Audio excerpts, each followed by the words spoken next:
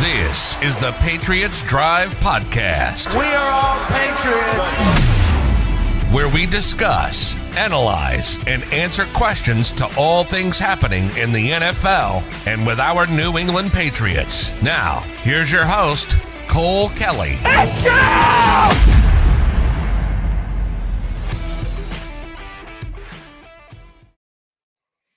Welcome into another edition of the Patriots Draft Podcast. Today, we're going to be going over the entire Patriots draft class, a little bit less in depth than we previously did. We want to touch on all these guys, give you a good, quick analysis of the pros, the cons of these picks, our final thoughts now that we have some time to process, some time to dig deeper into some of these prospects and really get a feel for how they're going to fit in New England. So this one will be a fun one, but I'm here with my co-host, Jace Campbell. How's it going, Jace?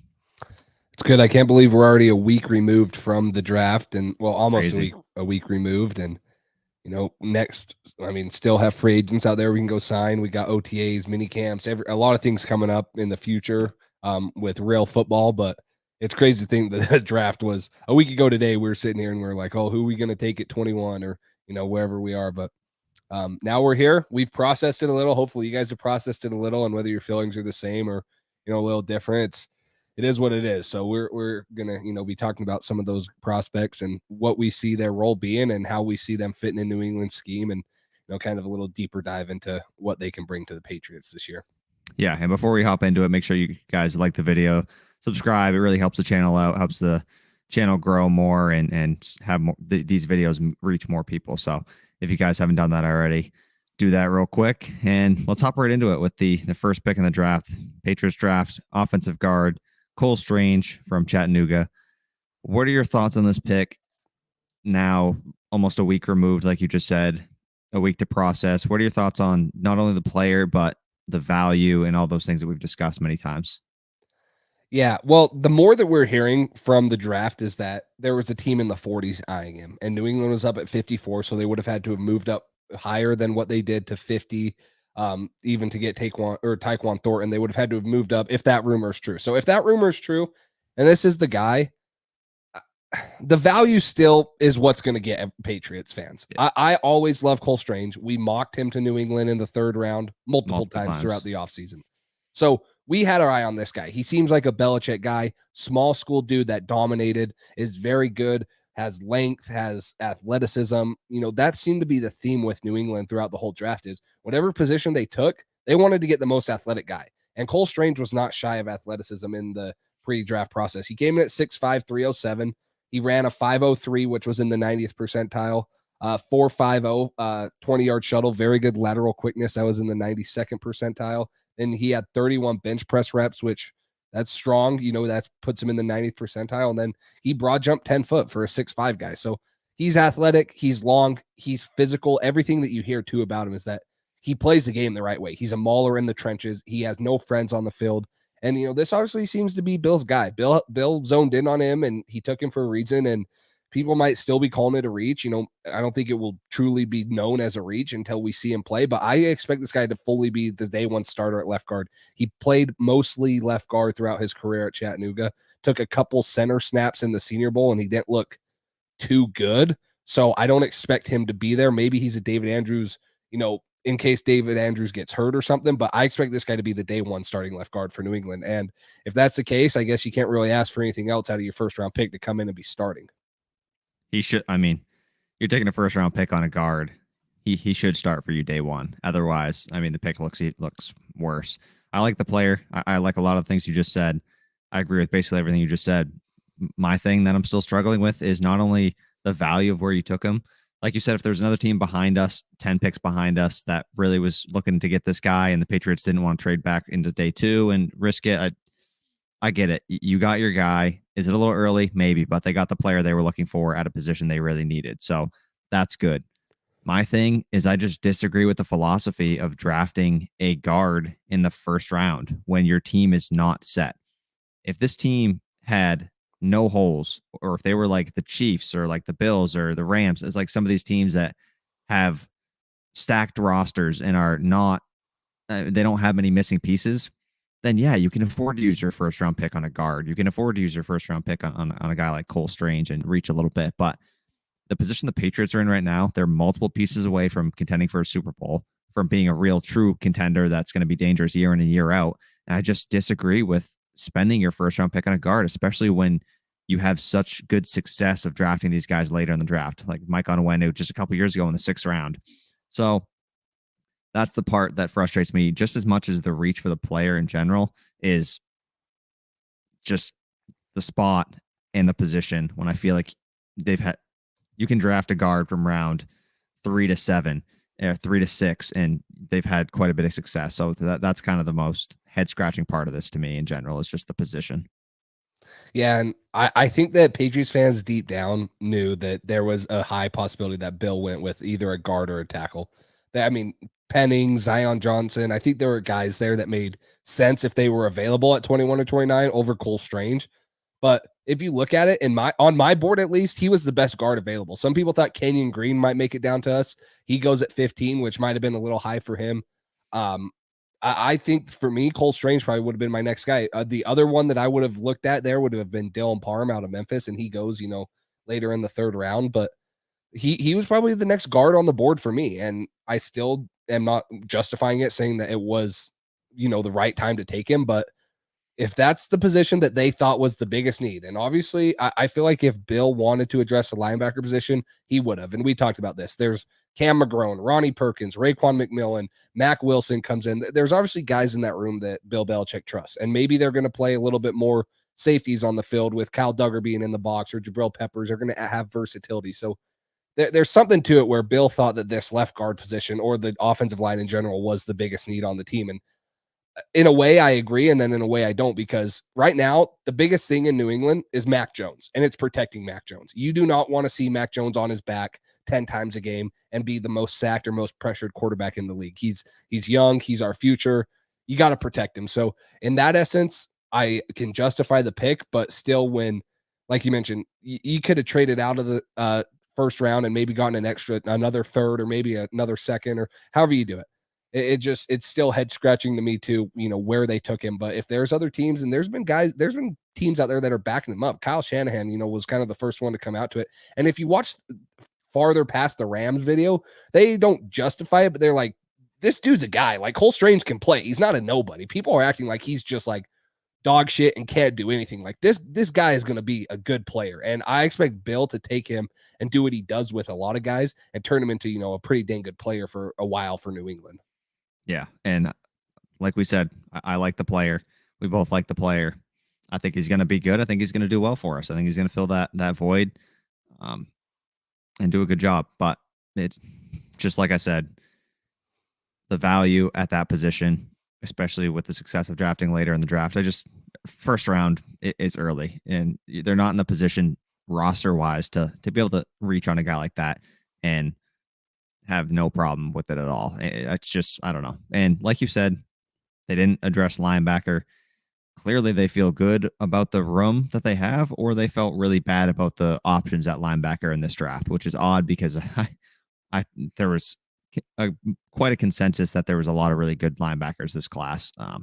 So that was kind of odd, but maybe they feel really good about the linebacker. Another position they didn't address in the actual draft was edge. So that's also interesting as well. Do they feel good about the guys they have in the room right now? Did they not like the class? I mean, you got Ronnie Perkins, who we didn't see anything from last year. So we'll see what he can end up bringing to this team.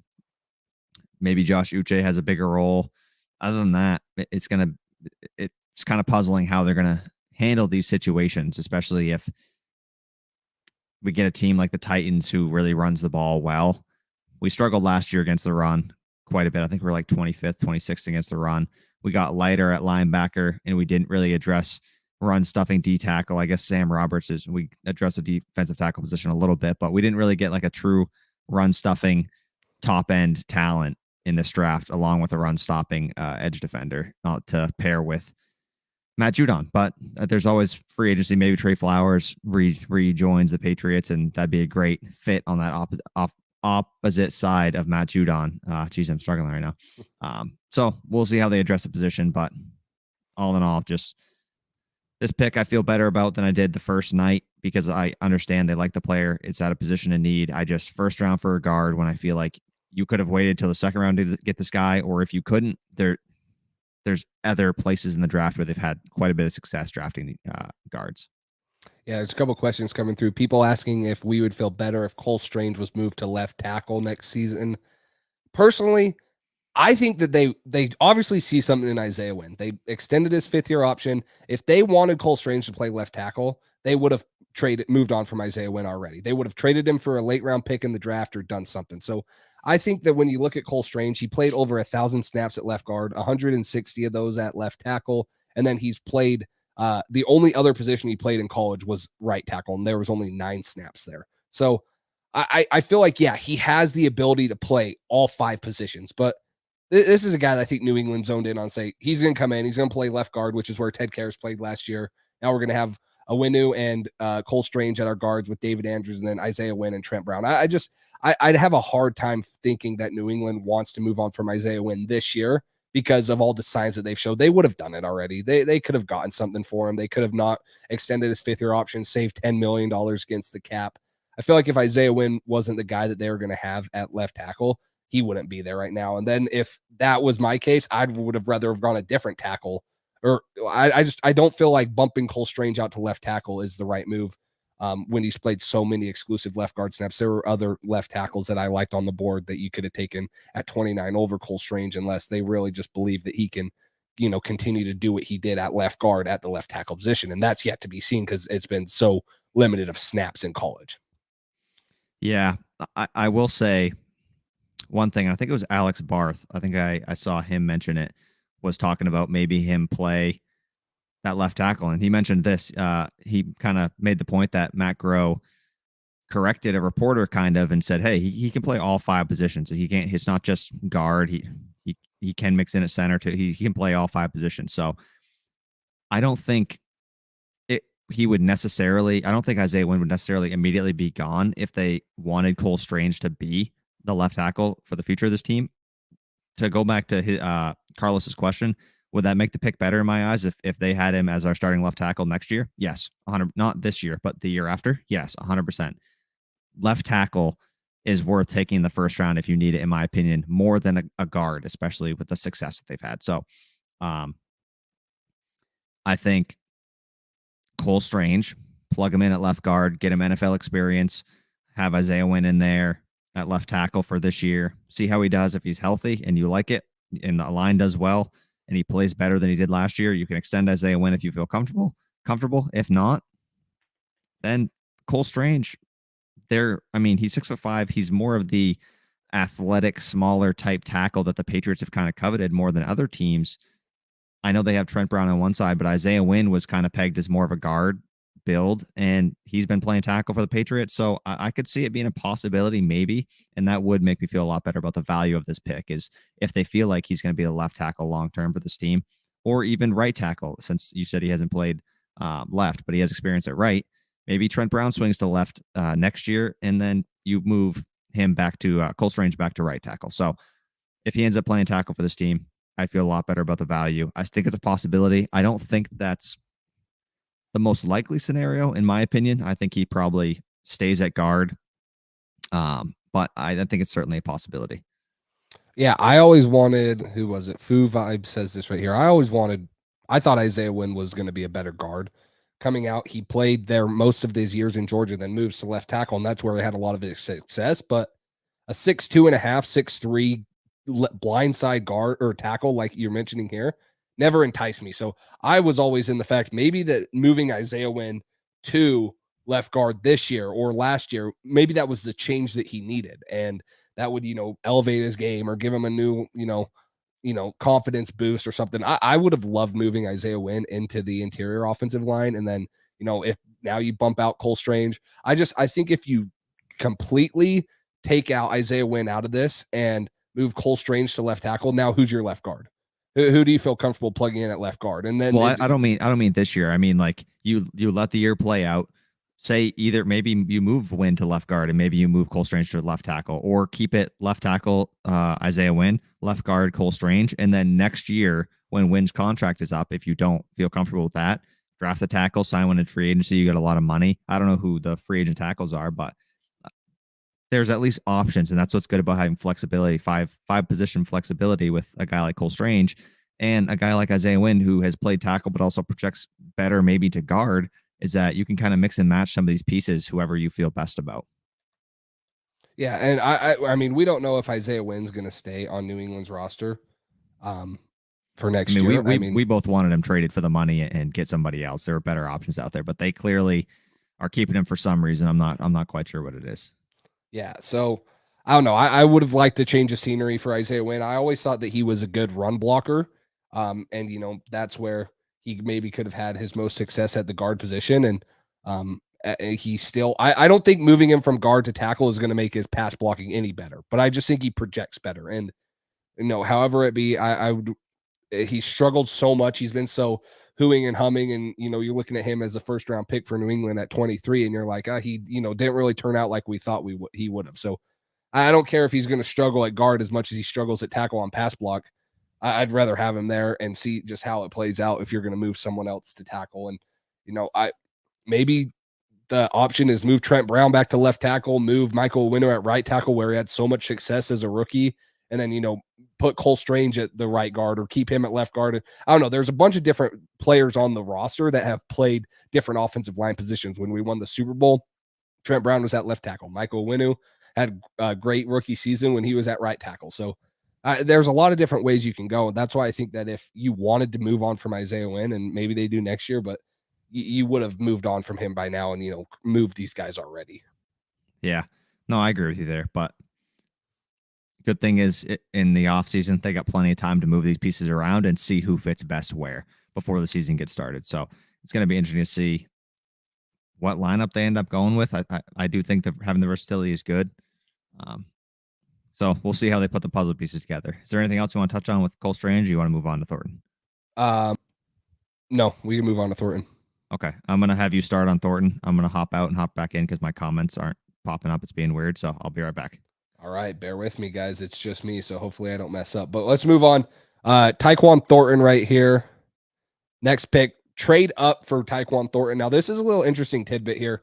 Taekwon Thornton, there were rumors that there was a team in front of New England that wanted to get Taekwon Thornton. So New England had to move up to get him, supposedly. And if those rumors are true or not, we don't know. But for me, I personally think it was Pittsburgh. If these rumors are true, I think it was Pittsburgh. In 2018, the wide receivers coach for Pittsburgh was the wide receivers coach at Baylor. He recruited Taekwon Thornton. He coached him there. There's ties to Pittsburgh and Taekwon Thornton. So if Taekwon Thornton was the number one guy for the Steelers, if that's true, I 100% believe this guy can play. We all know the draft record that the Steelers have had at the receiver position. And again, I talk about this where New England wanted to get faster and more athletic at the wide receiver position. This dude ran the fastest 40 time at the combine at a 4.28 and blazing speed.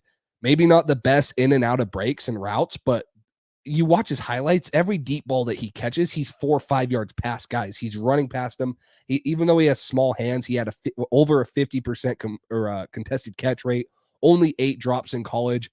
I have no worries about this guy. Yeah, maybe this was a little bit of a reach, but you're going up and you're chasing the speed, which New England's lacked for so long. I have no problem taking this pick. I graded it an A- on my draft grades that I just did. I think that this one is, this is one that New England could look back on and be like, hey, we hit it out of the ballpark if they can figure out how to use him right. Yeah, and this is such a change in philosophy.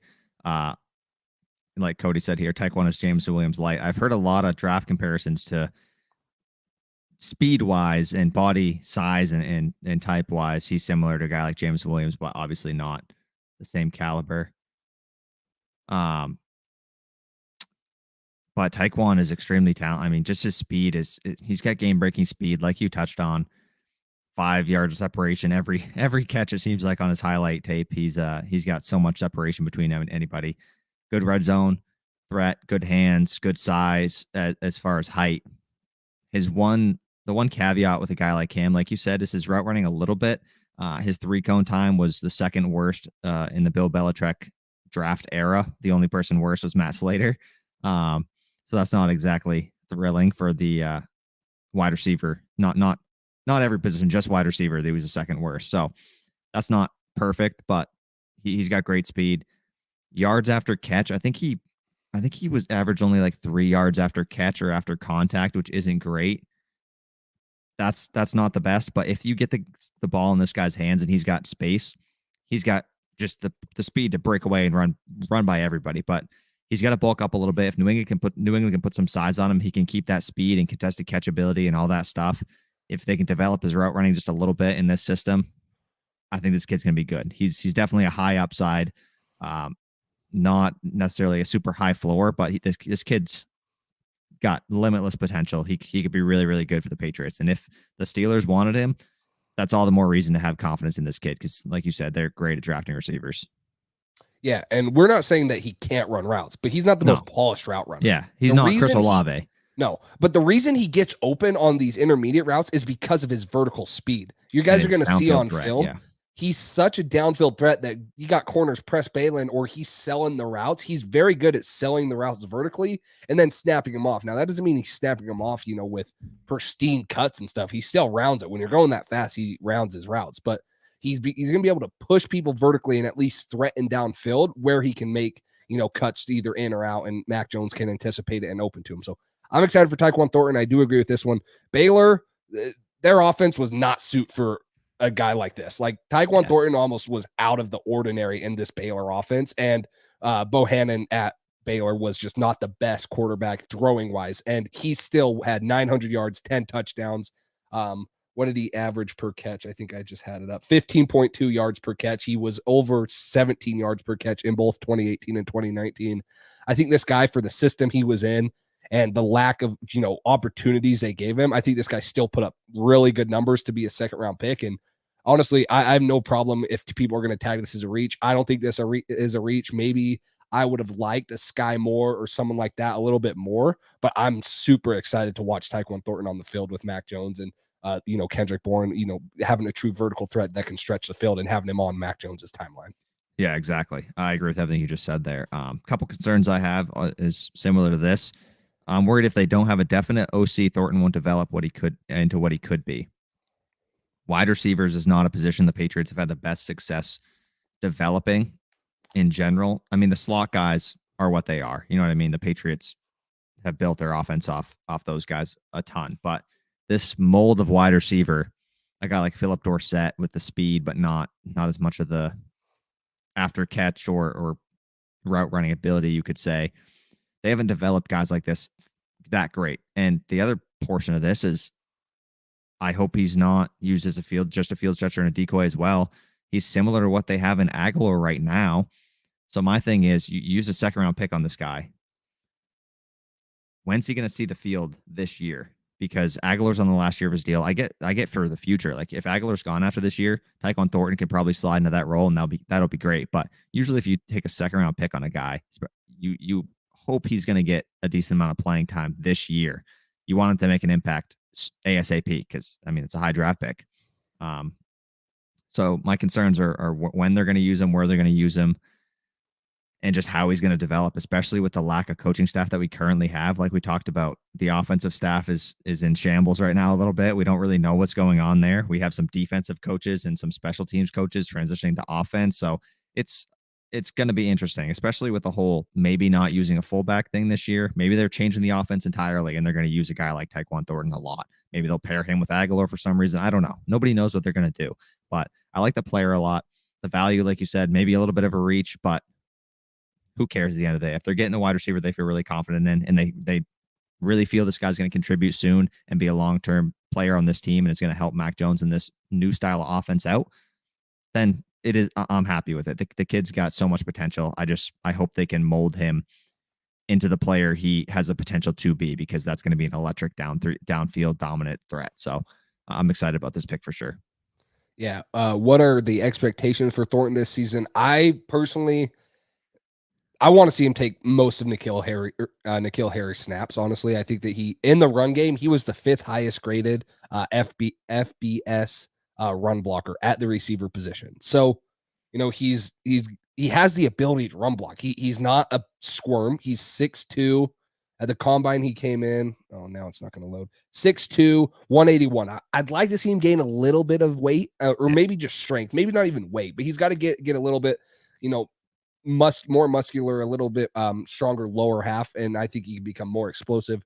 I'm excited to see him. I hope he's taking a lot of snaps here. I think that with the rumors that we're hearing that there's not going to be a fullback, maybe you go more 10 personnel or 11 personnel in games, and you're doing more of the spread offense where you can, put him as a true X receiver. That's the other thing is he didn't play. He played like 97% of his snaps out on the outside. He played rarely any slot snaps at Baylor. So this guy's a true X receiver. I expect him to line up outside, have a lot of vertical routes, breaks off of vertical routes, whether it's comeback, deep outs, post, something like this. I think that New England can find a creative way. And then honestly, if you get one-on-one coverage one time, tell Mac, just throw it up, let him run under it, and throw it where only he can get it. Because there's not many guys, especially in the AFC East, that can keep up with him. I think that they said the one dude that would be able to keep up with him based off of 40 times was Jonathan Jones, and he's on the Patriots, obviously. So this guy's going to be faster than most people on the field, and I think it's going to be fun to watch him and see, how New England uses him. He's also a red zone threat. He has the ability to go up and make contested catches, like we already said, in the red zone. So hopefully they use him a little more so it's not just Hunter Henry. Yeah, and like you said, that's the biggest thing for me is if he can beef up his size a little bit, get some more muscle mass on him, and keep that same speed. Obviously, that's the only thing I'm concerned about. If guys start pressing him and start getting up in his face, and obviously if you can get off that, his speed can beat the guy at the line. So they're not going to be able to press you if you can get off press quickly and you get some muscle mass. Then they're gonna have to respect it and give you some space. And once he gets some space, this kid's electric. So I can't wait to see what this kid ends up doing in New England. I agree with Carlos that a lot of these picks seem like more long-term future picks, but at the same time, you use a high draft pick on a kid, you hope he contributes in the near future. So hopefully that's what ends up happening. But let's move on to the next guy, Marcus Jones. Patriots picked him in the 3rd round at pick 85. What are your thoughts on the player? Yeah, maybe one of the best values from the whole NFL in perspective. People were saying that this was the best pick for New England value-wise, which I think in a way you got to ignore value. You got to be like, hey, stay true to your draft board. You can't always just be like, hey, this is the guy that Mel Kiper or whoever says is the best. We're going to draft him. It's your team. It's Bill's team. But this is the one that everyone was tagging as one of the best guys. The one thing that I didn't mock him to New England very often is I feel like he's almost exclusively a slot corner, 5'8", 174. Now, the dude's electric. He's played a little receiver. He was really good in man coverage, and he's played and he has experience returning both kickoffs and punts. So the dude's electric. I have nothing against Marcus Jones. I think he's going to be a hell of a player, and Bill Belichick's going to find a very unique role for him. It's going to be good. I was just a little bit worried, like, hey, we need a true outside receiver that's maybe 6'1", 6'2", longer, that can guard some of these guys, play true press man. So I have nothing against Marcus Jones. The more I watch him too, the more excited I am about him. I think Bill is going to turn this guy into a stud for New England. And this is the dude this is the type of player that Bill is going to thrive off of. And you're going to be like, how the heck did New England get him in the 3rd round? The one thing I'll say is that if he were to play outside corner exclusively, I'd be just a little worried off of his size alone and how, he would fare against some of the bigger bodied receivers that New England would have to face. But I'm excited to watch him, try to guard Tyreek Hill, guys like that are a little bit more a size and maybe a shiftier receiver, because Marcus Jones can, he can go on punt and kickoff returns that you watch. He's moving and he's got some wiggle to him. So I'm excited for that. Yeah, and this, like we touched on in our most recent video that just came out yesterday, this is one of our favorite picks out of this whole draft. This kid, like you said, yes, he's got the body for a slot corner, but if he had if he was in Sauce Gardner's body or a guy like that, he would have been a 1st round pick. And he's got incredible talent, incredible versatility. Like we talked about, defensive, offensive side of the ball, the most electric punt returner in college football last year. Really talented player. So he can do a lot of different things. Good technique. When he gets fooled a little bit, he's got great recovery speed, great athleticism. I wouldn't be surprised if we see a little bit of Jonathan Jones and Marcus Jones on the field at the same time against a team like Miami with their 2 speedsters in Jalen Waddle and Tyreek Hill. So maybe they use those 2 in a package, which you don't necessarily see all the time, but that might be geared towards some of the teams in the division that have some of these guys in the slot that we may need. And maybe Jonathan Jones is coming to the end of his New England career. I think his contract's up after not this season, but next season. So I like the player a lot. I like the pick a lot. I think outside corner is more of a need than slot corner, like we talked about. But at the end of the day, you're adding talent to that defensive back room, and you can add this guy back in the punting game. You can play him on special teams, maybe mix him in on offense at wide receiver a couple times. Who knows what they'll end up doing with the kid, but a versatile chess piece like Marcus Jones, he just made all the sense in the world to New England. Yeah, just an athlete. It's the same theme that we've talked about. Just a freaking athlete on the field that can make things happen with the ball in his hands, or when he's guarding guys. And who knows how Bill Belichick uses him. He had 12 pass breakups in 2021 when he was at Houston. Completion percentage, he allowed a 48% completion percentage against him. So the dude has all the stats in the world. I'm excited to watch Marcus Jones too. I think that this is a guy that you're going to kind of fall in love with for the punt return purposes first. And then, like someone mentioned in the comments, where to go Marcus Jones on the or Jonathan Jones on the last year of his deal. Maybe this is the replacement. Maybe this is the future that we're looking at.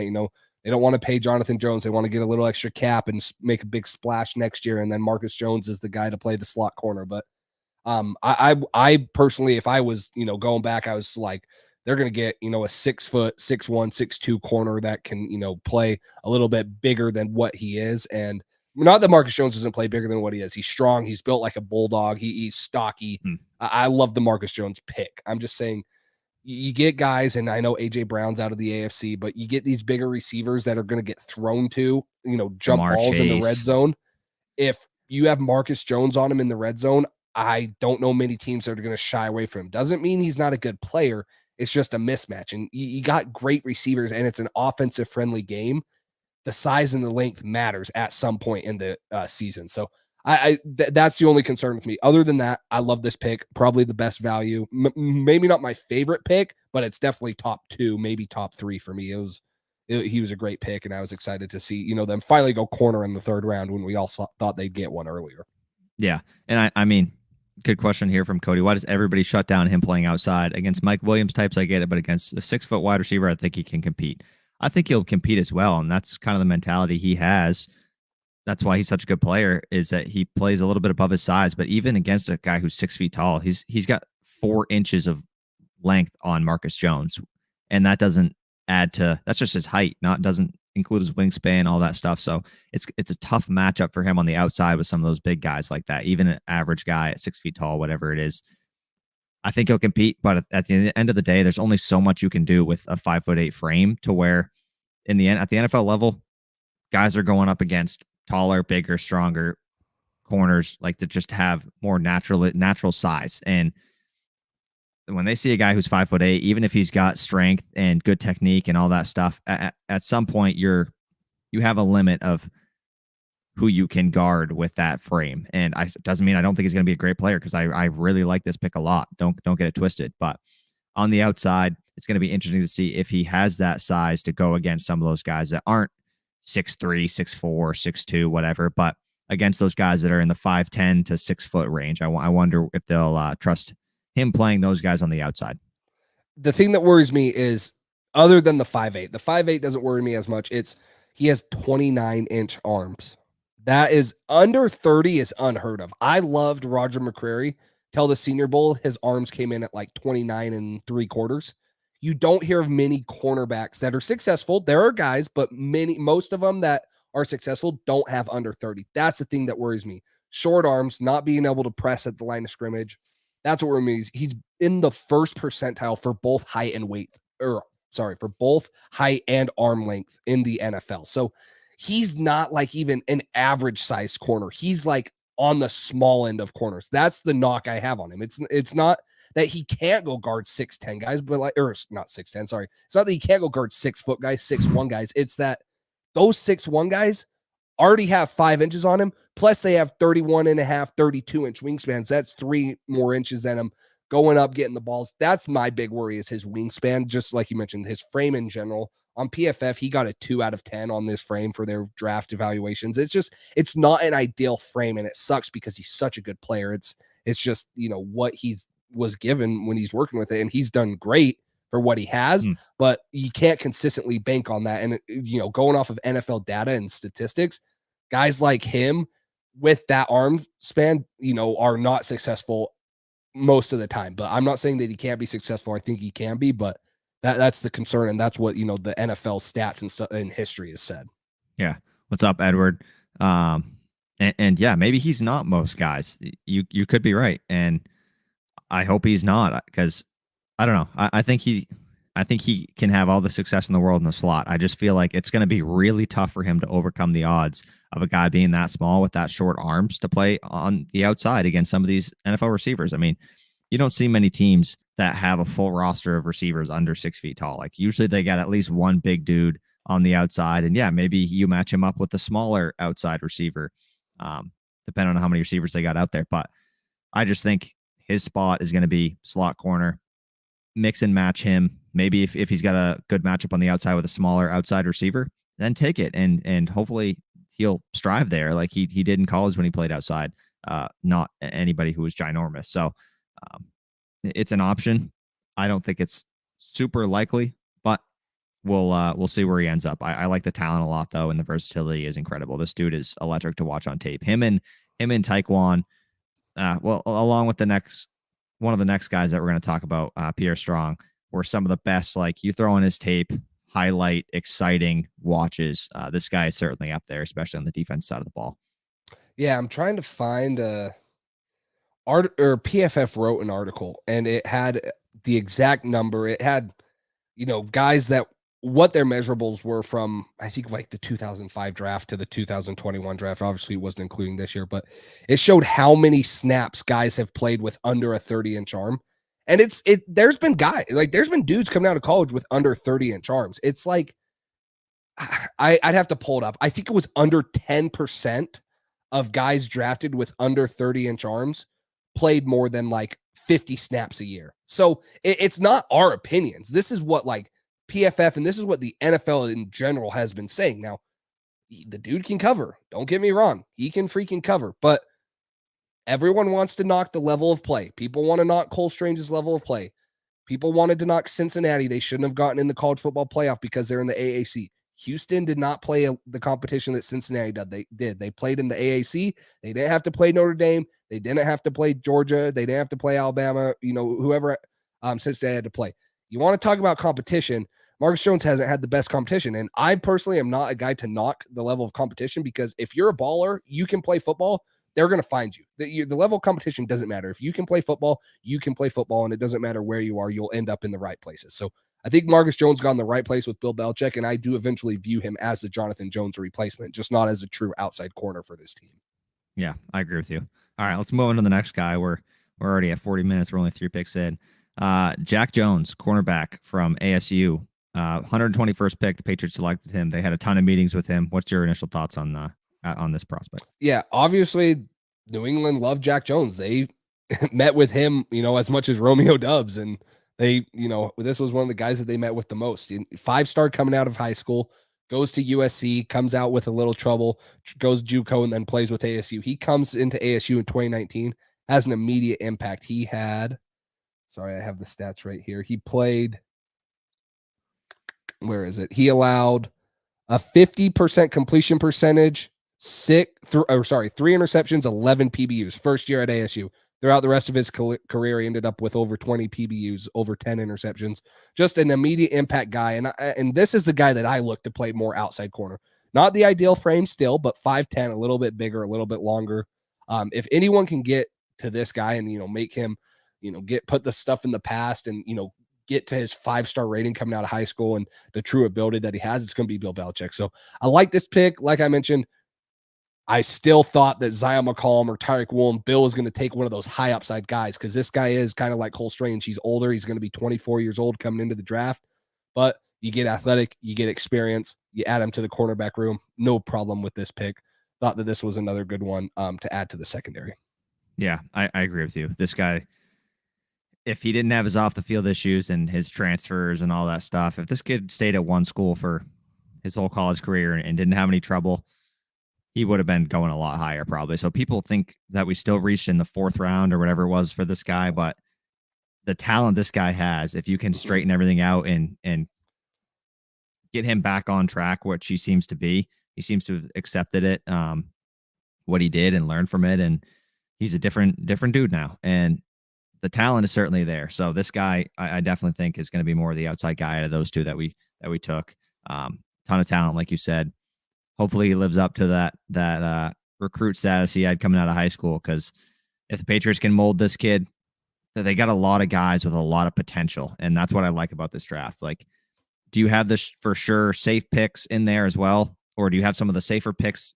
Yes, you do, but also they took a couple shots here, and you don't usually see the Patriots do that. So they're betting on some of the high upside of some of these guys, like Thornton, like Jack Jones here, like Marcus Jones. So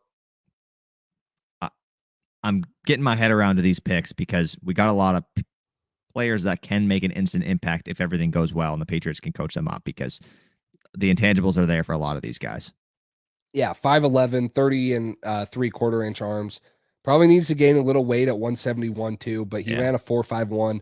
Not elite speed, but enough speed to play outside corner, long, lengthy dude that can, cover and has experience doing it. I personally, I hate the knock on, taking fifth-year guys. I get it. You don't want to be paying a dude when he's 29 in his second contract. I get why people want to take younger guys, but he has experience. Hopefully he's matured a little.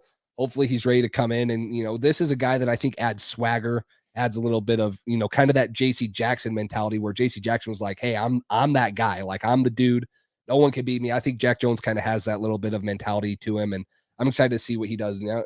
You complete the trifecta: Jonathan Jones, Marcus Jones, Jack Jones. If you want to throw in Mac Jones in there, there's a lot of Joneses on the Patriots team. And I was excited about adding this pick here. I think that he's, polished. He can come in, probably make more of a year one impact than Tyreek Woolen and Zion McCollum.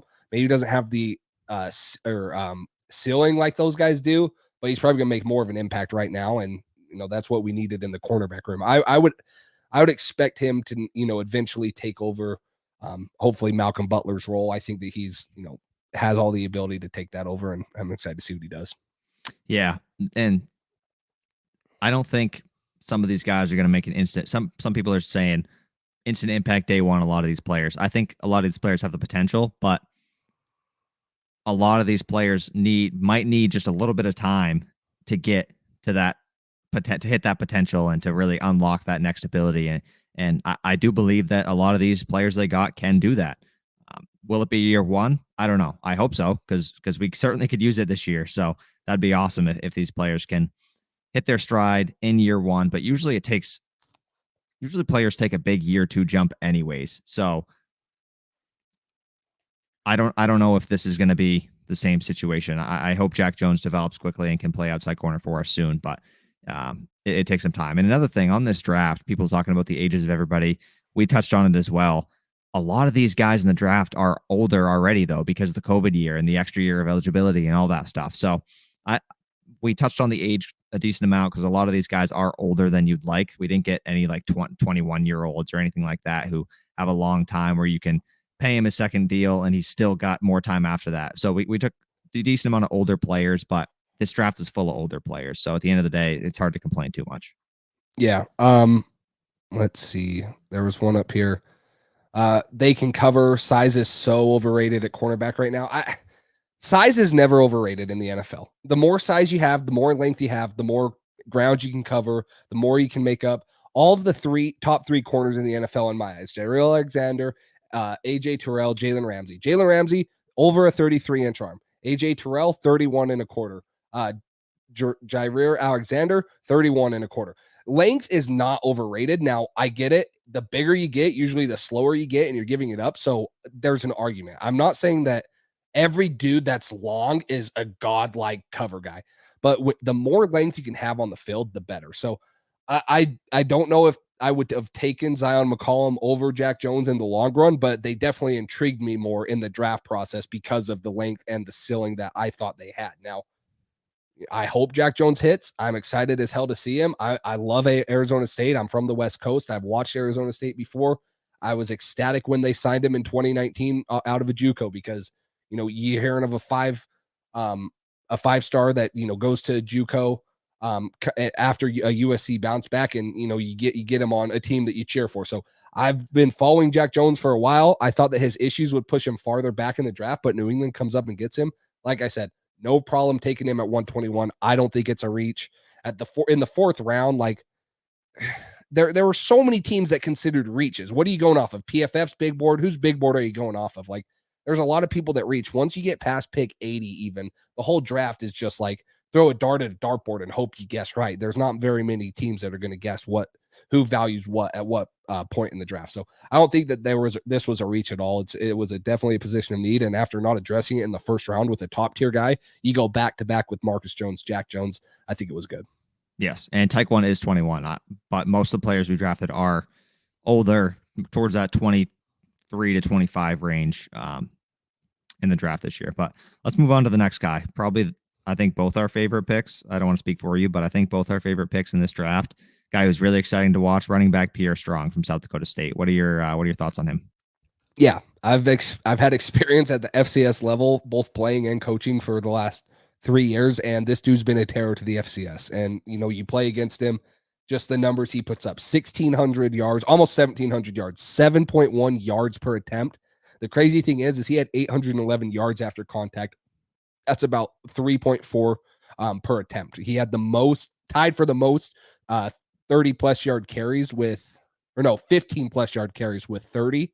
I think that was, or maybe it was, I'll pull that one up. But then you said he had the most 50 plus yard rushes too. Yes, he had in his career, he had 10 50 plus yard rushing touchdowns. Yes. So just explosive. And you see that at the draft. Again, you go get the fastest receiver at the combine. Here, let's pair you with the fastest running back at the combine. No, not a true power runner. He can run with power, but he's going to hit the whole downhill. He's going to, be off to the races. He's shifty. I think that he needs to develop into a true 3-down back with his pass blocking. He's not the greatest pass protector. And I don't want to knock him for his lack of pass catching, because South Dakota State literally did not need to throw the ball. Both South Dakota State and North Dakota State at the FCS level get the biggest dudes. They get the biggest offensive linemen. They're just bullying people up front. And that's why Pierre Strong was so good. But he's got the speed. He's got the size. He's got the athleticism. I'm excited to see him. And honestly, I think the writing on the wall here is that Damien Harris probably won't be signing a second contract with New England, which sucks. But I think that this is, the replacement here. You're looking at Ramondre and him 1A, 1B in the future. Yeah, I agree with you here. And as a runner, I mean, like you said, so he did have a lot of big holes. When he was running the football, but even when he played better competition, I think his one game against an SEC opponent, he had like 127 yards and a couple touchdowns, something like that. He played really well. So, like you said, we haven't seen a lot from him as a pass catcher, but I think he's got the speed, the agility, and the athleticism to do that well. So I think he could be, maybe he's the guy that ends up being our pass catching guy who replaces James White. Maybe he is the Dame replacement. Maybe he's a guy that can play all 3 downs for us and is going to be a versatile running back with Ramondre, a 1-2 punch. That 3-headed monster, though, Damien Harris, Ramondre Stevenson, and Pierre Strong this year, if they all get decent reps, is going to be really fun to watch. 3 really great running backs. And we haven't had a running back with this size speed combo that has the breakaway speed like this. Like you said, the fastest in the draft this year for the 40 time. This guy's an athlete, and he excels when he gets space. He flies through the hole, and like we said, 10 touchdowns for 50 plus yards in his career. This dude is a big play machine, so he can certainly break one and run a long ways and not get caught. So this kid's going to be fun to watch. I think, like you said, Damien Harris, the writing's probably on the wall, especially if they took another running back, Kevin Harris, I believe. So I don't know. I like Damien Harris a lot. That kind of stinks. I hope he stays. I hope he doesn't have to go. Maybe Pierre Strong is the pass catching back and can be a guy who can be a pass catching back, but also factor in the run game more than a guy like James White usually does. Yeah, you got Pierre Strong here. He had 900 plus yard games this year. He played in 16 games at the FCS level. Game 1 against Colorado State, not Power 5, but still Mountain West Conference. He had 13 carries, 138 yards, 2 touchdowns. That's over 10 yards a carry. So, you want to argue that his level of competition, but South Dakota State, I mentioned this in our live stream. These guys are competing for the FCS National Championship every year. They lost to Montana State this year, who went to the National Championship. They lost in the National Championship in the spring season of 2020. Because FCS didn't play until COVID. They lost to Sam Houston State. They've always been pushing up there against North Dakota State, who's dominated the FCS level. So he's playing highest of the highest FCS level football. And I think that this is a great pick. And you look at how the NFL values running backs. There's a lot of these late round guys that come out and are sleepers and they make a name for themselves. Damien Harris was one a couple of years ago for New England. Ramondre last year. Look at around the league for other guys. I really think Pierre Strong can be someone like that. And I'm excited to see. I hope New England develops him as a pass catcher, makes him a true 3-down back, but just his rushing ability alone, I'm super excited to have him on this team and see how he, fares with that speed and how New England uses him. I agree. And like Cody says here, breaks a lot of tackles. Great guy after contact for the most part. So I'm excited to see him as well. Really explosive, makes some really impressive cuts and has good vision as a back. So next guy we'll touch on pretty quickly because I don't think we need to hear a whole lot about him, and we'll kind of keep moving. But Bailey Zappe, the quarterback from Western Kentucky, 137th pick. What are your thoughts on this kid? Yeah. I'm not going to lie. I think that it was a little surprising that New England goes quarterback as early as they did after taking guy top 15. And Nick Wright on his show was trying to debate how he was like, hey, no team has ever taken a quarterback top 15 and then taken another quarterback in the 4th round. Like, it's such an outlier stat. And Nick Wright's a freaking buffoon, and he shouldn't be on national television because of how biased he is towards the team he is. Yeah, exactly. So he's always, he feels threatened for Mac Jones, I'm sure. But anyways, he's trying to justify this. Like, I hate him so much. I do too. This is the 7th time New England's taken a quarterback in the 3rd or 4th round since 2001. So this is not out of the ordinary. They didn't take Bailey Zappe to freaking replace Mac Jones. New England loves Mac Jones. They took Bailey Zappe to be a reliable guy. They took They took Jimmy Garoppolo, and look at what happened. Brady gets suspended for some BS reason. He still leads us to a 3-and-run record and gets hurt. Then we trade him for a 2nd-round pick. I love Bailey Zappe. Threw for 62 touchdowns this year, 68% completion percentage, almost 6,000 yards. This guy, Hoyer wants to go in a coaching role, in my opinion. He's, that's pretty much what he's going to be this year. Stidham's as good as gone, in my opinion. This guy comes in. He plays very similar to Mac. Maybe he can teach Mac a couple things because he did throw a dang good deep ball. And I don't think Mac Jones needs many pointers, but I think that these guys are going to coexist very well, and they're going to push each other. The thing I think that what it does, and I heard this argument, and I do agree with this, is Bill Belichick isn't, threatening Mac Jones like, hey, your starting spot is in jeopardy, but he's at least saying like, hey, like, if you're not performing or if you think you're set, like, we got this guy, like he can come. So he's going to push Mac, and Mac's not going to, unless he gets hurt, knock on wood, he's not going to, get benched for Bailey Zappe. But Bailey Zappe is a very reliable 2nd-string quarterback and can develop into something. And maybe in a couple of years, you flip him for a 3rd or a 2nd, and he shows promise, and he can be a steal, and some team can pay, try to pay high for him. But he played great in college. And, I think that this was a head scratching pick, but it makes sense now that we're sitting on it. Yeah, I mean, obviously the Patriots it doesn't feel like they're in the position to take a quarterback in the 4th round when they don't need to. Obviously, Stidham's going to be gone. Oh, my Lord. Oh, no. Cole's reacting to the Red Sox. Is that the guess? Yeah, the Red Sox fucking suck. God damn. 2 outs, top of the 10th, guy on 2nd, and you allow home run, 6-4. Oh, Lord. That's probably it. All right. Anyways, back to Bailey Zappe. Most likely scenario. Wow, that sucks. Most likely scenario. He's a long-term backup here, and that's great. You get Stidham out the door. You reset the clock on that. You got a good backup for however long. Best case scenario is like you mentioned with Jimmy G, and he shows some promise. Maybe you trade him for a 2nd-round pick somewhere, and you get value back from the kid, and that's great. You get him to be a backup, and you get value. So I like it a lot. The player is good. I know people were talking about, oh, why didn't they take Sam Howell or one of these other guys? Well, they were on the board. It's like this is the guy they like to be the backup for Mac Jones. They're not trying to find somebody who's going to be competing every day, like for the starting job with Mac Jones. Not that I think Sam Howell would be doing that. I'm just saying they found a guy who they like, has a good mold, smart guy. He's going to be a good player, and he's going to be a good backup for us. Yeah, and I agree with here. Zappe pick is smart, period, not about trading him. Yeah, even take out the trade aspect. If New England gets offered a 2nd or 3rd round pick in a couple of years and Mac Jones develops into the guy we think he is, trade him for that pick, take another 4th or 5th round guy. You get value out of him. But even if they don't, and that's best case scenario, Bailey Zappe is going to be a long-time backup quarterback that's going to be very reliable, and he's going to play a lot like Mac Jones. The comparisons coming out of college are very similar. They're saying that he doesn't have the greatest arm strength. Well, what the hell does Mac Jones and Bailey Zappe do great. They throw the ball in time, they anticipate it, and they're accurate as hell. So these are two very accurate quarterbacks, and I'm excited to have both of them on the roster in case something happens to Mac. You get a guy that's playing very similar to him, throws a very catchable ball, and put up very good numbers at Western Kentucky. So this pick, as head scratching as it was at first, it makes all the sense in the world right now. Yeah. What's the score? 6-4. Angels are beating the Sox in the top of the 10th. Shohei's up right now, guy on the first, 2 outs. Second base rule. Yep, that would have been only a 1 run if the guy was starting on second base.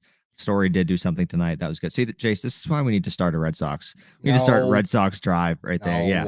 Yes, there we go.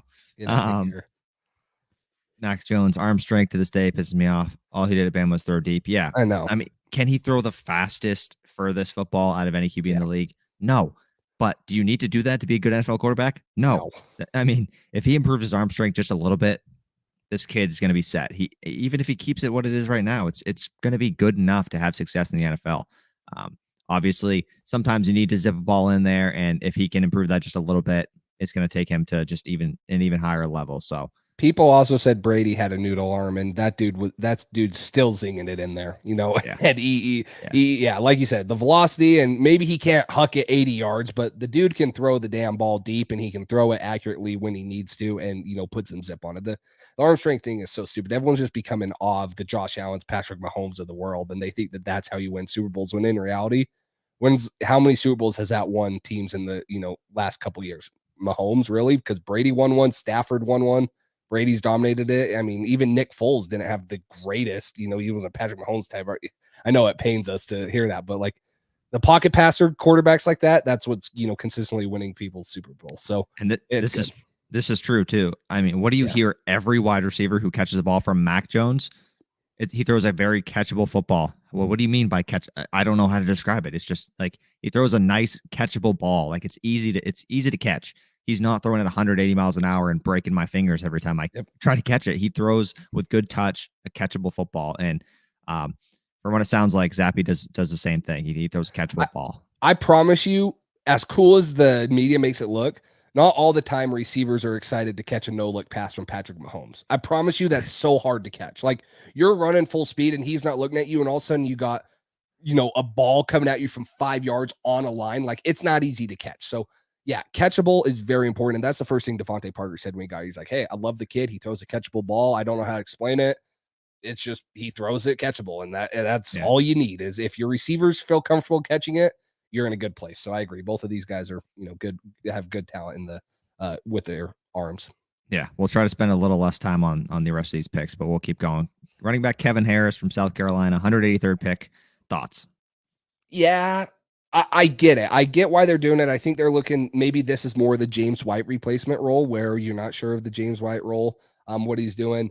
I don't mind it. I didn't think he was the best South Carolina running back. I thought that was Zaquandre White, but I don't mind this pick here. He had 1,100 yards in 2020 and 15 touchdowns, but he kind of got, pushed behind Zaquandre White. So I don't hate it. He averages about 3.3 yards after contact. So another guy pretty similar to Pierre Strong. They're making guys miss, and they're doing their thing. So I didn't mind it. I definitely was a little shocked when they said another running back, but now you're looking at the backfield in the future, and I don't know what they're going to do with J.J. Taylor either. There is hope for him, but I think that maybe you're looking at Kevin Harris coming into the James White role and Pierre Strong going into the Damian Harris role, and then Ramondre is, maybe going to be the number one back or 1A, 1B to Pierre Strong. Yeah, that was just the other thing is like, okay, we had a good running back room. We thought we needed maybe one pass catching back, and we draft 2 running backs within 3 picks. It was just kind of like, oh, okay, interesting. I like the player, but one of the picks where I was just kind of like, all right, well, we still haven't addressed linebacker. Maybe we could have grabbed offensive tackle, linebacker, like I just said, edge. We didn't draft any edge players. So there were some other positions that I thought maybe were higher on the priority list than a second running back in the draft, but maybe you're right. Maybe that's who fills that role. And then we get Pierre Strong as well. And this really seemed like the nail in the coffin for Damian Harris of having another running back where you're like, okay, if this guy's going to fill one role and Pierre Strong fills the other, then Ramondre's here obviously to stay. So who's that leave out? And that's JJ Taylor. And seems like Damian Harris, unfortunately, because I love Dame. I'd love him to be here. But I like the player. The pick was a little interesting, I guess you could say, but he's a good back. I think he's going to contribute on this team, and they have a lot of success with these running backs. So I feel confident that the player is going to work out. But just kind of odd, you know what I mean, with the positions that were still available that we still needed to address, and we didn't end up addressing, and then we dropped another running back. So it was a little bit of a head scratcher, but the player's good. Yeah. They're talking about linebackers. Duggar and Peppers are linebackers. I think they can play linebacker. I think you're looking at Cameron. Duggar plays a lot of snaps at linebacker, but yeah, well, he's going to play a lot in the box. Yes, I think you're looking at McGrone going to take a lot more snaps this year. Saying he's healthy, I think they have high praise for Raekwon McMillan.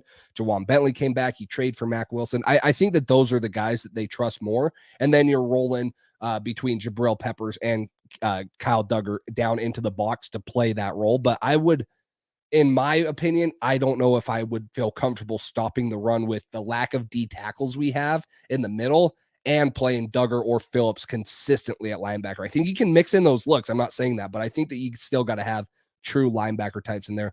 Mac Wilson's, Raekwon McMillan, Cameron McGrone. And Cameron McGrone, I think, was a steal last year, and we'll see how healthy he is and that can, if he can turn out. But I definitely think that you're going to see a lot of different bodies and a lot of different people playing inside the box. It's just, what role they have them in, and if they're consistently making Duggar and Phillips stop the run, because with how small they are and how their bodies are built, I don't know if they can hold up for a full season. And that would suck if now you lose your starting strong safety or something because you're forced to play him in that role. So they can play it a couple snaps a game, 10, 15, but consistently, I'd be a little bit worried about that. Yeah. And this comment right here, Harris can stay if he wants to. Got to be ready to have leverage against his agent. Sad that, yeah. So Harris obviously is going to want to be here. He seems to love playing for the Patriots, and we've touched on his relationship with Mac Jones and the entire team, the running back room. I mean, Ivan Fears is retiring, but he loved Ivan. He has such a good relationship with a lot of the people and players in this locker room. So I think he definitely wants to stay. I'm just worried that the Patriots are going to say, hey, we just drafted 2 running backs. We got Ramondre Stevenson. We got James White for another year. We don't need another running back, so we're not going to pay you X amount of dollars, whatever he's asking for. So I just feel like they're going to try to cheap out on him too much to where he's just like, all right, you know what? Like, I'm getting paid pennies here when I could be getting paid a lot more elsewhere. And I just feel like that's going to be how it ends up going, which stinks because I love Dame. I really do. And I want him to be here long-term, but it just doesn't seem like it, especially with his kind of, not that he has long-term injuries all the time, but he constantly has the thing here or there a few times throughout the season where he misses a game or is limited or whatever, but he plays through so much. The kid is tough. You can't question that. He's got a lot of toughness and he plays through a lot of stuff. So I love Dame. I respect him a lot and I hope he ends up staying. I feel like they're going to use these 2 picks as leverage and Ramondre and all that stuff. And I just feel like he's going to maybe get a little fed up with how much they're throwing cheap at him, going cheap at him when they're going to have $100 million next year in cap space. So that's how I see it end up playing out. And Cody here wants your guy Barno. Yes. That's what he wanted at 183. Yeah. Yeah. 4.3740 for a dude that comes off the edge. And I worry that maybe he's more like Josh Uche, where he can't really play against the run, but he would have been great here for pass rush purposes. But yeah. And going off the Damian Harris ones, the second contract's always the money contract. You've just been playing on a rookie deal. You want to go chase that money. Maybe, if it was his 3rd or 4th one, but I think that there are a lot of ties here that maybe would want him to stay here. But if he's not getting the opportunity, he's not going to take a pay cut and stay here for less snaps than what he's been getting. So that's my take on it. But let's continue to move on. Next one, Sam Roberts, Division II. I think he was the Division II Player of the Year because now we have 2 Division II Defensive Player of the Years in Duggar and Sam Roberts here. But this guy was a Patriot through and through, right? He has pictures on his Twitter of Patriots jersey. So what were your thought of Sam Roberts here? Yeah, I mean, I certainly did not see anything on him ahead of the draft. So this pick kind of surprised me. I think on the NFL when he got drafted, I think it just said Sam Roberts, defensive tackle. I don't know if they even listed his school, but we needed a D tackle. We got one, not the one that we were all hoping for. I mean, we all wanted Travis Jones when he was falling to like the 4th round. Jordan Davis didn't fall to 21, obviously. So it's a fine pick. He's a Patriot. He was clearly excited to end up being here, but wow. All right. That's enough Red Sox for tonight. Yeah. Turn it off. 10-4. Good. How did that happen so fast? But we got, we got a defensive tackle.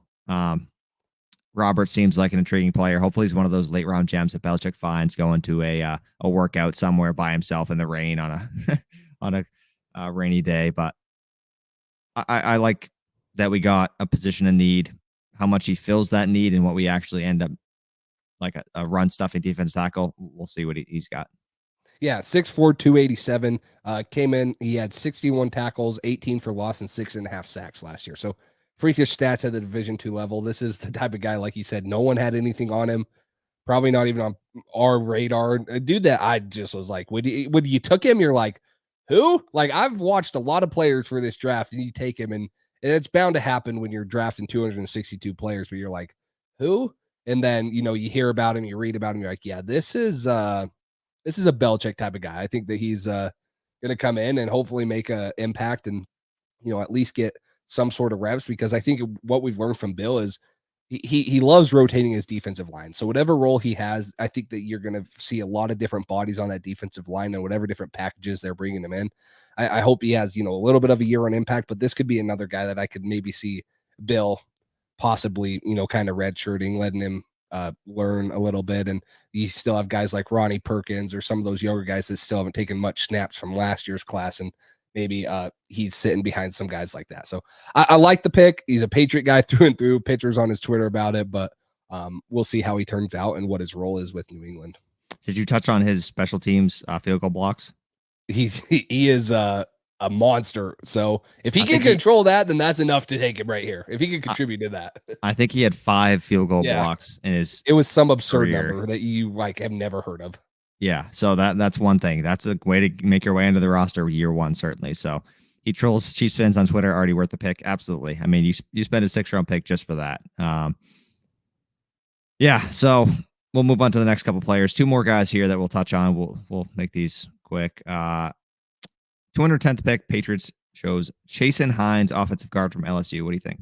Yeah, a lot of people love this pick, and I like it too. You get another guard, and I think that this is the type of guy that maybe you want to compare him to Michael Windu. And we'll get into the next pick here, and Andrew Stuber, which I think a lot of people drew comparisons to Michael Windu at the Senior Bowl. But Chasen Hines coming from LSU, just a solid player, and he's built like a bull, 6'3", 327, moves well as a punisher in the run game. He can pull, knock your block off.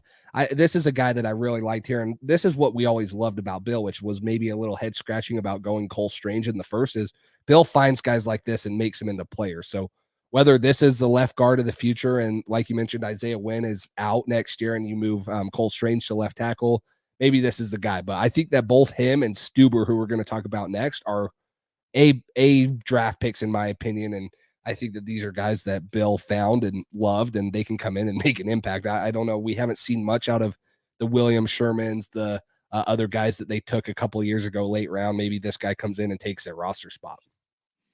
This is more where I figured they'd take a shot on a guard and maybe a tackle, which is what they ended up doing. But I thought they'd address guard earlier, obviously, because they're in need of a left guard immediately. But this is where they find these guys. And another guy who I think could be a late round gem. He's got a ton of potential. Like you said, great in the run game. I like the pick a lot. Him along with the next guy that we're going to talk about, Stuber, is 2 guys that feel like Bill Belichick picks for sure of these late round offensive linemen. And we'll see how they turn out. Obviously, a guy probably going to be more depth early on. We have 2 starting guards right now, but it never hurts. I mean, we thought we were doing pretty decent at guard, but when we drafted Michael Windu in the 6th round, and he ends up being a guy who comes in and plays earlier than expected and has a role where he can play tackle and guard. So we'll see if this next guy, Andrew Stuber, ends up being similar to a guy like Michael Windu, like he's had comparisons. But what do you think of this guy? 245th pick, 7th round, seemed like great value for a guy who is consistent and one of the most consistent offensive linemen. Maybe doesn't have all the crazy intangibles, athleticism measurements, all that stuff, but just a consistent player on this Michigan team. Yeah, Mr. Consistent. Coaches had super high praise for him. Did not allow a lot of pressures and sacks at Michigan, and was a 3-year starter there and played high quality football. So I like him here. I do think that why he falls to the 7th round is he's just not gifted athletically, and that might be what holds him back. But you're taking a guy that's super consistent here, and they say he's too slow. I get it. In a way, he's slow, but Trent Brown came in with an 8-2-3 3-cone drill and a 4-7-8 20-yard shuttle. Those are both more than what Stuber ran. And Trent Brown was a 7th round pick, right? Like, big dude. He goes at 6'8, 355. Stuber comes in at 6'7, 325. So maybe not as tall and wide, but I mean, yeah, there's been a lot of players in the NFL draft that have concerns about their athletic ability. You want to compare him to Trent Brown? He tested worse than Stuber, and there's no complaints about Trent Brown. He's just a mammoth of a man and plays great football and when he's healthy. So I think that there are concerns about his athletic ability, but talk about a guy that's been more consistent. He was a 2nd-team All-American this year at Michigan. Just he's done it all right. And those are the type of guys that Bill likes. He seems this year he's like the experience and he's like to get consistent players, and that's what he did here with Stuber in the 7th round. I agree. I like this pick a lot. It seemed like a lot of people liked it. Just even if he doesn't have the necessary upside of some of these other guys, he is at worst a great backup guy who you can trust to know the playbook, be fundamentally strong, and just do the right thing all the time. And in the 7th round, if you're getting that, that's fine. You know what I mean? Not all 7th round offensive linemen are gonna hit. So if you get a guy who you feel confident if he had the upside and athleticism, he'd be a higher draft pick. There's a reason he's in the 7th round. Like you said, his athleticism and maybe his like physical traits, not necessarily size, but as far as the athleticism, movement, all that stuff, but technique and just his ability to constantly play at a solid level, do the right thing all the time. This kid at least is going to be a backup for us and has the potential to maybe be more if he develops. Yeah. Trent Brown is a unicorn. Don't understand rate. Please, I like you guys. Yeah, well, he's a freaking unicorn, but tell me what everyone thought of Trent Brown coming out as a 7th round pick with the combine he did. No one would have thought he was a dude that he is now. So yeah, he's a unicorn, but did you think he was a unicorn when he got drafted, or do you think he's a unicorn now after he's had the success in the league? So I'm not saying that he's going to be like Trent Brown, but I'm saying there's been other guys that have been taken as a 7th round tackle that have had athletic issues. That's usually why they're down here, and they've turned into good players. I like the Stuber pick. There's probably more red flags than green flags for him to start right away, but you take a developmental guy, you still have Trent Brown on contract for 2 years. Hey, maybe this guy's ready in 2024. You never know. This is a guy that I like taking, and I think that, he has the potential to develop into someone. Not saying he's going to, but he has the potential, and it's a guy that I like. Yeah, I agree with you there. Any other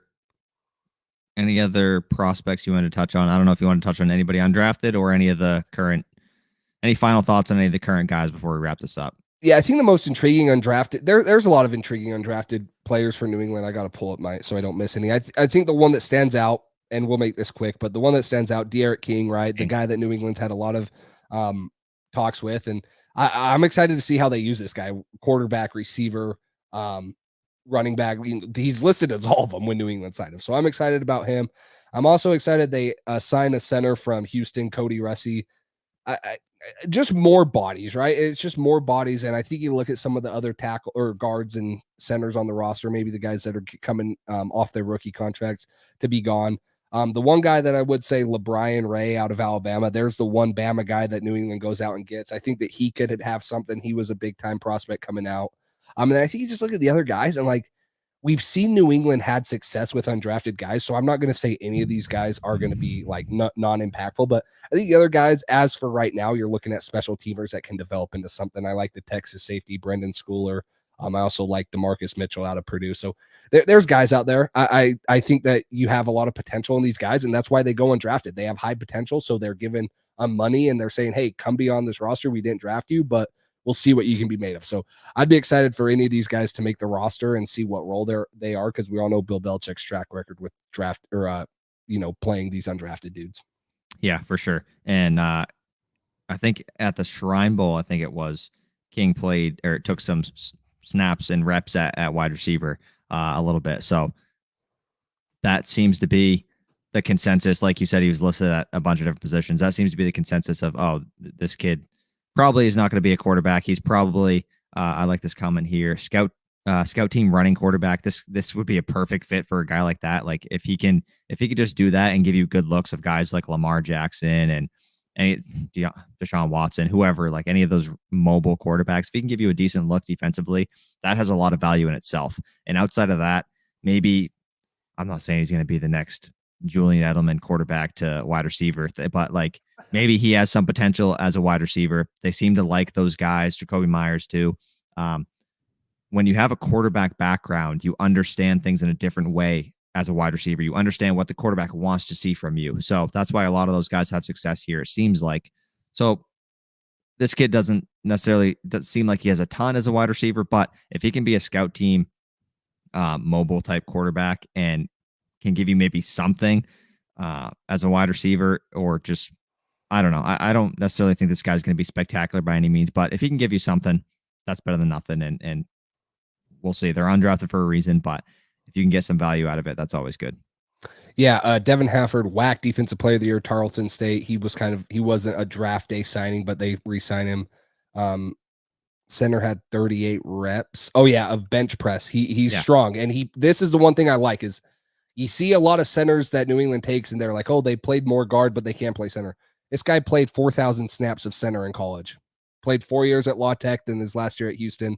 He only played 97 snaps at left guard and 15 at right guard. So this dude's mostly center exclusive. If this is a guy that can come in, like you mentioned, he's strong, he's powerful, undrafted dude, maybe he develops into something, but this is the guy that has the most experience at center other than David Andrews on the roster. Maybe not the highest upside, but center's a very hard position to learn. You're the quarterback of the defense. You have to worry about snapping the ball and blocking a guy. That's maybe why Cole Strange struggled at the Senior Bowl, but this guy has a lot of experience. So I'm excited for all these guys. Give them a chance in the NFL. Bill Belichick's the king of giving guys chances and turning them into something, and let these guys come in and work hard and see what they can earn on this Patriots roster. Yeah, and we'll touch on this real quick. I think it's a good question. What's next for 2019 scrubs? Jawan, Nikhil, etc. Well, hopefully Nikhil gets traded. Jawan, I don't really care if you trade him or cut him, but he's probably going to go as well. I mean, he is your biggest corner right now. What's he, 6'3", I believe, right? Yeah. So he's your biggest corner, but I mean, size doesn't matter if you can't That's play. where length is overrated. Jawan Williams. Yes. Right? Like, length is great and all, but when you get a guy, and I think it was What's My Entertainer or Where's My Entertainers or someone that was talking about up in the comments, right?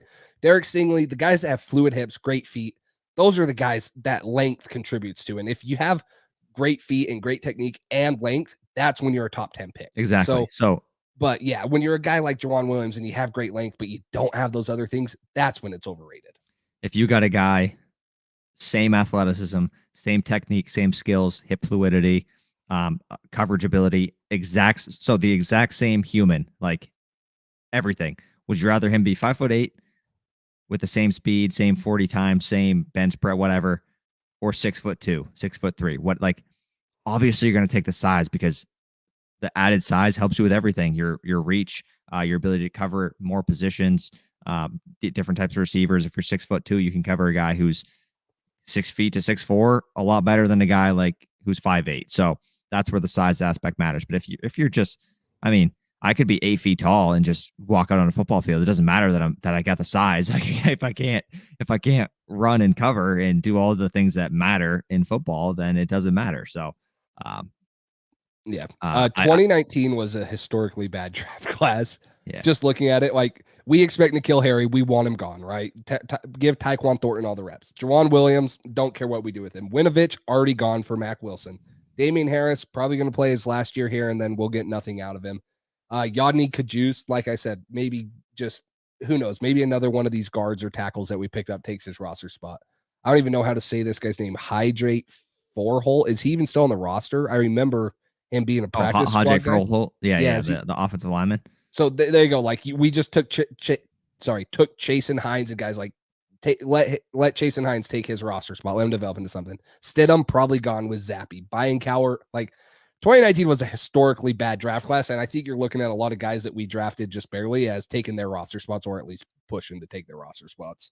I would hope so. Oh, that's why you have concern with drafts like this, is because of our draft history. We're just scarred. We're like if the Patriots had drafted as well as some of these other teams, we'd be like, oh yeah, okay, whatever, and we'd have a lot more confidence. And I try to have confidence in Bill. I try to look at the positive side of things. Initially, it's really frustrating because we're like, we got Andrew Booth right there. We need an outside corner with size who is skilled in coverage, all that stuff. And we take a guard at 29 who was projected to go in the third round. Like, all that stuff is frustrating. But at the end of the day, we're going to put our faith in Bill. We'll see what happens. If he stinks up the draft again and he keeps stinking up the draft, then we're going to have less and less faith in him. And that's just how it works. The amount of faith we have in you is kind of what you earn. Obviously, as a fan, we give you a ton of faith in the first place, but the more you draft poorly and draft poorly and draft poorly, the less and less we trust some of these picks. And you can afford to have some head scratching picks in the moment when you hit on a ton of drafts and you have a ton of success with all these young players. But if you draft poorly and you draft a ton of N'Keal Harrys and Jawan Williams, that's where you're like, okay. And Sony Michel, he's gone. That's a first round pick.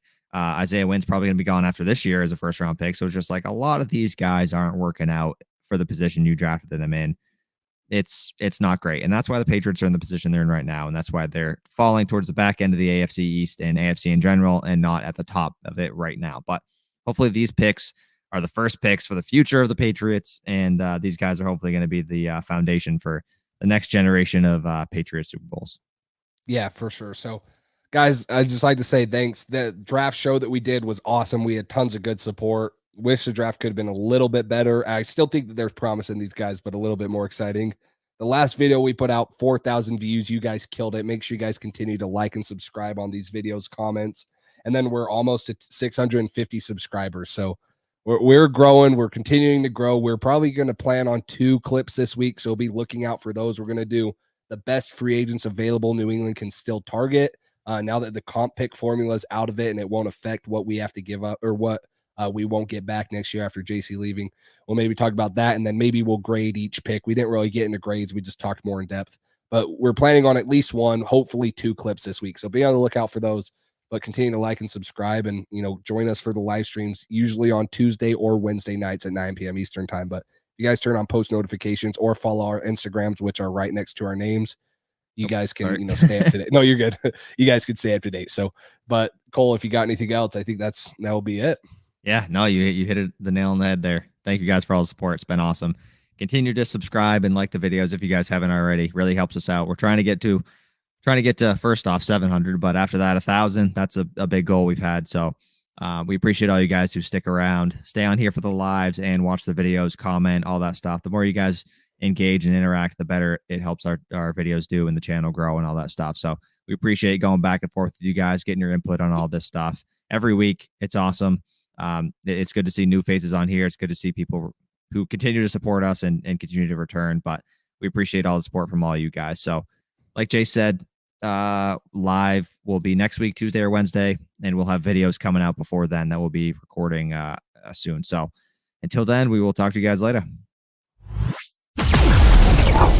Thanks for listening to this edition of the Patriots Drive podcast. Follow us on social media to stay up to date with all things New England Patriots. Make sure you tune in to the next episode and check out patriotsdrive.com for more great content. We're on to Cincinnati.